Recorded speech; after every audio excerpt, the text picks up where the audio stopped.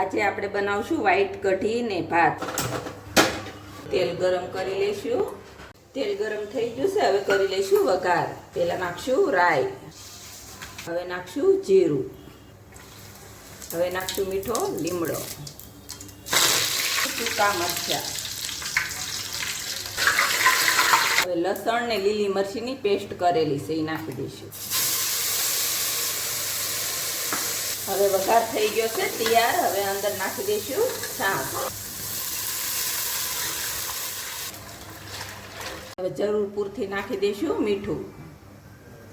હવે ચણાનો લોટ પાણીમાં પલાળી દીધો તો હવે એમાં નાખી દઈશું। હવે સ્વાદ પ્રમાણે નાખી દઈશું ખાંડ। કઢી થઈ ગઈ છે તૈયાર। હવે નાખી દઈશું કોથમરી। હવે આપણે બનાવી લઈશું ભાત। તેલ ગરમ કરી લઈશું। તેલ ગરમ થઈ ગયું છે, હવે નાખી દઈશું જીરું, હવે નાખી દઈશું ભાત, સ્વાદ પ્રમાણે નાખી દઈશું મીઠું, હવે નાખી દઈશું પાણી। હવે ભાત થઈ ગયા છે તૈયાર। કઢી ભાત થઈ ગયા છે તૈયાર।